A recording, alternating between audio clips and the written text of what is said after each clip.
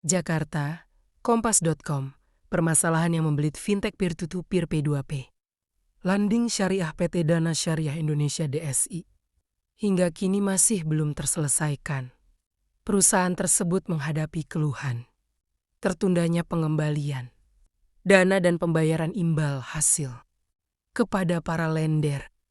Dalam perkembangannya, Otoritas Jasa Keuangan OJK menyatakan telah meminta Pusat Pelaporan dan Analisis Transaksi Keuangan PPATK untuk memblokir rekening. DSA PPATK pun mengonfirmasi telah melakukan pemblokiran rekening perusahaan tersebut atas permintaan OJK. Baca berita tanpa iklan. Gabung Kompas.com plus manajemen DSI membenarkan adanya pemblokiran tersebut. Direktur Utama Dana Syariah Indonesia, Taufik Al-Jufri menyampaikan bahwa rekening escrow utama DSI telah berstatus pemblokiran sementara oleh PPATK sejak 15 Desember 2025. Baca juga, gagal bayar Dana Syariah Indonesia. PPATK blokir rekening terkait hal itu. Dia mengatakan pihaknya telah mengajukan permohonan resmi kepada PPATK dan OJK agar pemblokiran tersebut dapat dibuka. Konflik AS versus Venezuela apakah berdampak ke harga BBM Indonesia? Jakarta perbanyak taman kota makin dekat. Permukiman artikel Kompas.id dengan demikian. Dana yang ada di rekening tersebut bisa segera didistribusikan ke para lender yang sudah menunggu, ujar Taufik kepada Kontan. Selasa 6 Januari tahun 2025. Sebelumnya, Deputi Komisioner Pengawas Perilaku Pelaku Usaha Jasa Keuangan dan Pelindungan Konsumen OJK Rizal Ramadhani menjelaskan bahwa koordinasi dengan PPATK merupakan tindak lanjut dari pengawasan yang dilakukan OJK terhadap DSI. Langkah itu juga bertujuan untuk menelusuri transaksi keuangan perusahaan. Kami akan melakukan best effort untuk menjalankan kewenangan yang kami punya. OJK sudah meminta PPATK untuk melakukan penelusuran transaksi keuangan DSI dan PPATK telah melakukan pemblokiran rekening DSI, kata Rizal dalam keterangan resmi. Selasa 31 Desember tahun 2025, OJK juga telah meningkatkan status pengawasan DSI menjadi pengawasan khusus serta melakukan pemeriksaan khusus untuk melacak transaksi keuangan yang dilakukan perusahaan tersebut. Dari sisi pengawasan, pada 10 Desember tahun 2025, OJK telah menerbitkan instruksi tertulis kepada Direksi, Komisaris, Dewan Pengawas Syariah DPS, dan pemegang saham PT DSI. Instruksi tersebut meminta manajemen melaksanakan seluruh kewajiban terkait penyelesaian dan pengembalian hak lender, serta menyusun rencana aksi dan langkah konkret pengembalian dana secara jelas, terukur, dan memiliki kerangka waktu yang pasti. Hingga akhir Desember tahun 2025, OJK telah menjatuhkan 15 sanksi pengawasan kepada DSI. Sementara itu, Kepala Biro Humas PPATK Natsir Kongah membenarkan pemblokiran rekening DSI dan menegaskan bahwa perkara tersebut kini ditangani oleh penyidik. Ia menjelaskan pemblokiran dilakukan sebagai bagian dari kewenangan PPATK untuk mencegah kerugian yang lebih besar. Menurut Natsir, PPATK memiliki kewenangan untuk meminta penyedia jasa keuangan PJK menghentikan sementara seluruh atau sebagian transaksi yang diketahui atau diduga terkait tindak pidana berdasarkan data paguyuban lender DSI. Dana lender yang tertahan dan terverifikasi per 5 Januari tahun 2026 mencapai Rp1,39 triliun dari 4.826 lender.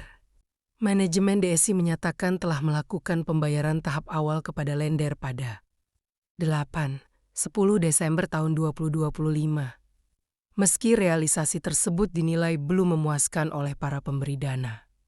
Terkait hal itu, Taufik mengatakan DSI akan terus mengupayakan pengembalian dana pada tahap berikutnya melalui penghimpunan dana yang bersumber dari pelunasan kewajiban borrower yang berkinerja lancar. Selain itu, Berazau dari penjualan jaminan atau agunan borrower yang mengalami wan prestasi sesuai dengan ketentuan hukum yang berlaku, serta penjualan aset perusahaan yang dapat dilakukan tanpa mengganggu keberlangsungan operasional perusahaan, ujarnya. Di sisi lain, paguyuban lender. DSI berharap OJK dapat bertindak tegas dalam menyelesaikan permasalahan tersebut. Pengurus paguyuban lender DSI, Bayu, mengatakan pihaknya berharap OJK tetap mengawal kasus ini hingga tuntas guna memulihkan kepercayaan masyarakat. Harapan lender yang sudah terluka. OJK benar-benar memberikan komitmennya, mengawal dan mengintervensi sesuai porsinya sampai dana kembali 100%. Kami berharap OJK benar-benar menunjukkan taringnya untuk tetap membersamai kami, kata Bayu kepada Kontan, Senin 5 Januari tahun 2026. Bayu juga berharap paguyuban dapat bersinergi dengan OJK dalam mengawal dugaan tindakan melawan hukum yang dilakukan oknum di DSA. Menurut dia, OJK telah berkolaborasi dengan PATK untuk memblokir rekening DSI guna melindungi dana lender. Ini kata Kemenhaj, jadi kami juga menunggu hasil penyelidikan PPATK, ujarnya.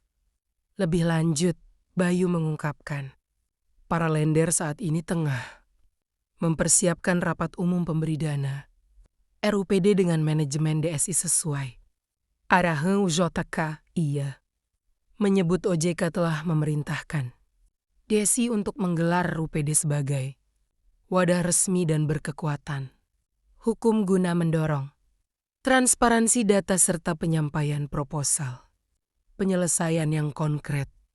Menurut Bayu, RUPD ditargetkan digelar pada Januari tahun 2026 pekan kedua. Sesuai surat yang telah disampaikan paguyuban lender DSI kepada manajemen perusahaan. Saat ini, langkah paguyuban fokus ke RUPD dan paralel melakukan LP secara kolektif. Nantinya, kebijakan OJK akan mengikuti kesepakatan yang diambil pada RUPD. Karena pada dasarnya semua resource yang dipunya DSI harus digunakan untuk proses pemulihan dana lender, ucap Bayu. OJK sendiri telah mengenakan sanksi pembatasan kegiatan usahaku kepada PT Dana Syariah Indonesia sejak 15 Oktober tahun 2025, Kepala Departemen Literasi, Inklusi Keuangan, dan Komunikasi OJK Ismail Riyadi mengatakan sanksi tersebut dijatuhkan agar perusahaan fokus menyelesaikan kewajibannya kepada lender dan tidak melakukan penyaluran pendanaan baru. Berdasarkan sanksi tersebut, DSI dilarang melakukan penggalangan dana baru dari pemberi dana lender maupun penyaluran pendanaan baru kepada peminjam borrower dalam bentuk apapun, termasuk melalui website, aplikasi, atau media lainnya, ujar Ismail. Selain itu, DSI dilarang mengalihkan, mengaburkan, mengurangi nilai, atau memindahkan kepemilikan aset tanpa persetujuan tertulis dari OJK, kecuali untuk memenuhi kewajiban sesuai ketentuan perundang-undangan. Perusahaan juga tidak diperkenankan mengubah susunan direksi, Dewan Komisaris, DPS, maupun pemegang saham tanpa persetujuan OJK. OJK juga memerintahkan DSI untuk tetap menjalankan operasional perusahaan secara normal, melayani dan menyelesaikan setiap pengaduan lender, serta tidak menutup kantor layanan. Perusahaan wajib menyediakan saluran pengaduan yang aktif dan memberikan tanggapan sesuai ketentuan. Ismail menegaskan OJK berkomitmen melindungi konsumen dan menjaga kepercayaan masyarakat terhadap industri fintech lending.